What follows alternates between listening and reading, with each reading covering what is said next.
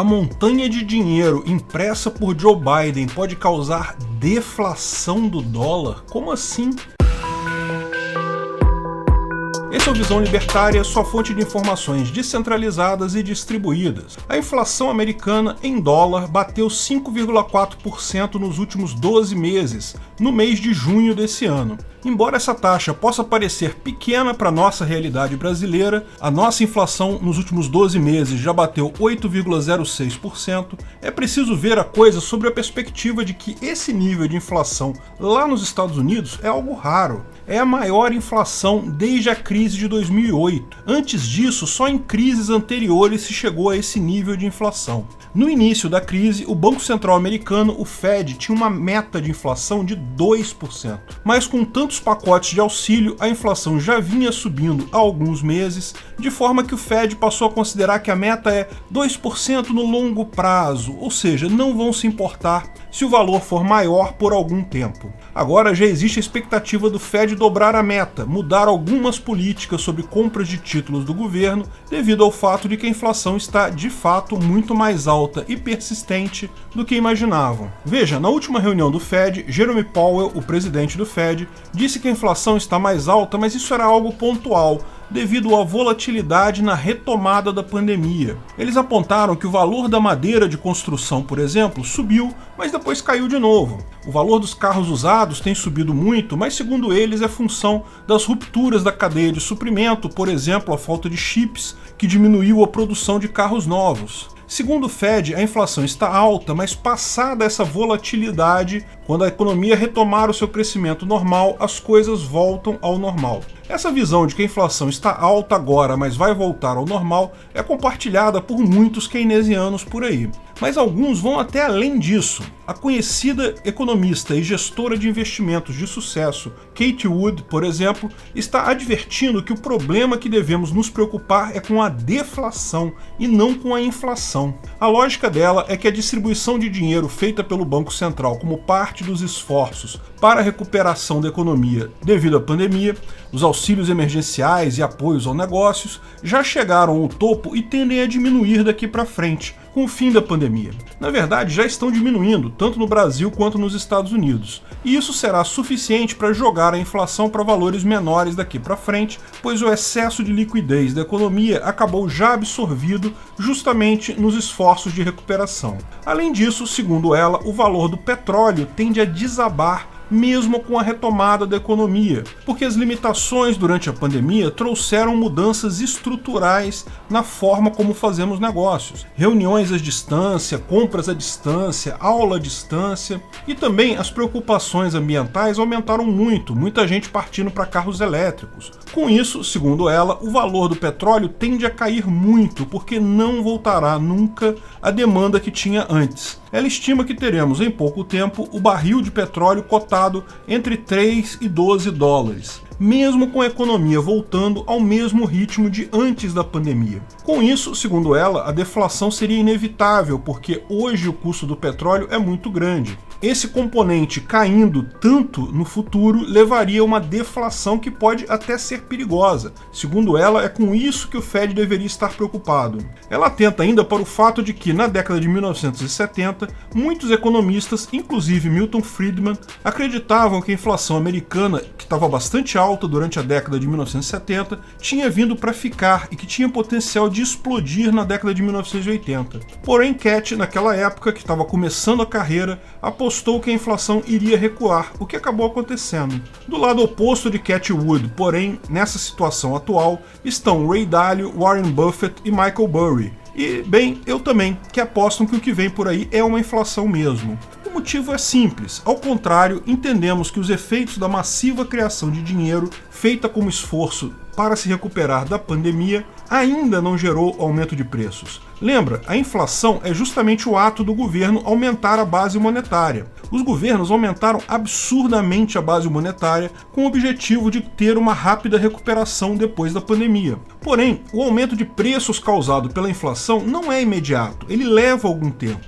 E particularmente durante a pandemia, muita gente preferiu poupar os recursos ao invés de comprar coisas. Dada a inédita, enorme impressão de dinheiro feita pelo governo americano, é só natural imaginar que esse dinheiro todo investido gerou essa grande bolha no preço de ações e outros ativos. Além disso, muita gente deixou de gastar em viagens e turismo devido à pandemia, acabou poupando esse dinheiro. Em algum momento, porém, as pessoas vão ficar mais tranquilas, a pandemia acabou, já está todo mundo vacinado, as viagens já voltaram ao normal, naturalmente as pessoas vão querer voltar a viajar, querer aproveitar esses recursos poupados. O pior da inflação, na minha visão, será neste momento, ainda está por vir. De fato, no último pronunciamento, Cathie Wood havia dito que esperava que a inflação chegasse a 5% antes de começar a cair, ou seja, ela ainda esperava algum aumento da inflação, mas algo contido e que rapidamente caminhasse para baixa.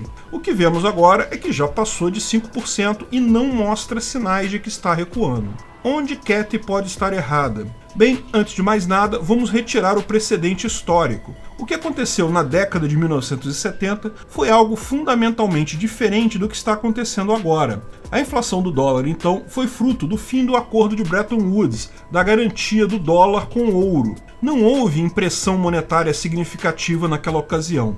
Apenas a retirada do lastro do ouro que fez com que muita gente perdesse fé no dólar, quisesse trocar os dólares que tinha por bens, serviços, pelo próprio ouro, por outras moedas, fazendo a inflação alta em dólar na época. A saída para evitar a continuação da inflação, então, foi a bem estabelecida saída geopolítica dos petrodólares. O aumento do preço dos combustíveis drenou o excesso de dólares da economia mundial e os direcionou para a Arábia Saudita, desde então forte aliada americana, que prontamente congelou boa parte desses dólares em títulos da dívida americana. Para entender esse esquema dos petrodólares, veja o vídeo Por que os americanos não saem do Oriente Médio aqui neste canal. Portanto, além dos motivos já citados, a diferença do tempo entre o aumento da base monetária e o aumento do preço, que pode ser ainda maior no caso de uma pandemia devido ao medo das pessoas, a tendência a postergar gastos, a Cathie está errada ao julgar o fator petróleo. O aumento dos preços do petróleo na década de 70, que muita gente viu na época como sendo um gesto de confronto de países pobres do Oriente Médio que assumiram a sua nacionalidade, a sua soberania contra o mundo industrializado, contra os Estados Unidos, sabemos agora foi apoiado pelos Estados Unidos. O que faz sentido, os Estados Unidos invadiram inúmeros países por motivos muito mais banais do que isso. Só deixariam a Arábia Saudita quadruplicar o custo do petróleo, como fizeram se fosse algo combinado com eles. E o objetivo na época foi justamente drenar os dólares do mundo todo. Não foi só os Estados Unidos que passou a pagar mais pelo petróleo, foi o mundo todo. Todos os países precisavam do petróleo, precisavam comprar da Arábia Saudita, a maior produtora, e ela só vendia a dólar. Agora, é fato, não há dúvida, que houve mudanças estruturais na economia com a pandemia atual. De fato, viagens de negócios tendem a se tornar menos comuns. Muitas reuniões que eram feitas anteriormente de forma presencial vão passar a ser feitas à distância, e isso deve sim ter impacto no valor do petróleo. Mas, ao mesmo tempo, isso demanda muito mais energia elétrica, inclusive para carros elétricos. Boa parte da energia elétrica ainda é baseada em petróleo. De fato, estamos vendo um aumento do valor do petróleo nesse momento de reaquecimento da economia. Pode ser que isso se estabilize mais adiante? Sim, mas é pouco provável que o petróleo caia muito com a economia retomando sua força. No final das contas, me parece muito claro que estamos próximos de uma escalada inflacionária no dólar, que virá forte e vai durar mais tempo do que o Fed espera. O Fed está com as mãos atadas. Se subir os juros, a tendência é matar a recuperação, visto que muitas empresas estão endividadas no momento. Falamos sobre as empresas zumbi no vídeo. Fed mantém taxa de 0%, apesar da inflação, para manter zumbis vivos. Por outro lado, se deixa a inflação alta por muito tempo, ela pode acionar o gatilho do reajuste. Quando a inflação começa a ficar persistente, as pessoas começam a aumentar o preço das coisas preventivamente,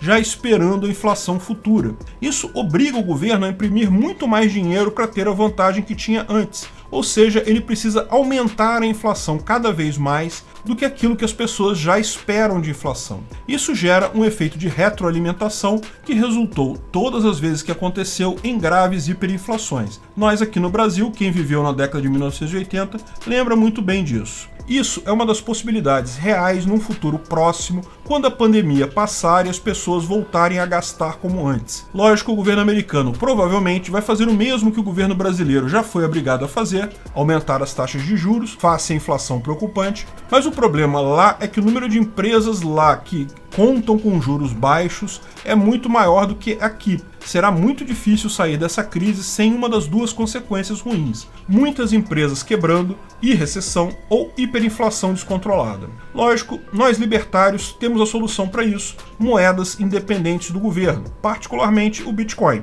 Não dá para escapar totalmente dos problemas, visto que estamos dentro de uma sociedade que, por algum motivo desconhecido, ainda leva governos a sério. Seremos impactados de qualquer forma, mas certamente há como se proteger, pelo menos parcialmente. Obrigado pela audiência. Esse artigo foi sugerido por .com.br e por Marco Batalha, escrito e narrado por Peter Turguniev. Esse vídeo foi um oferecimento de armataweb.com, cloud e serviços de data center, 100% de compromisso com a satisfação e privacidade dos clientes. Aceitamos Bitcoin, veja o link na descrição do vídeo. Se você gostou desse vídeo, clique no like e compartilhe ele em suas redes sociais. Se inscreva no canal para nos ajudar, clicando no botão vermelho abaixo. Se quiser ser avisado de novos vídeos, clique no sininho ao lado. Até a próxima!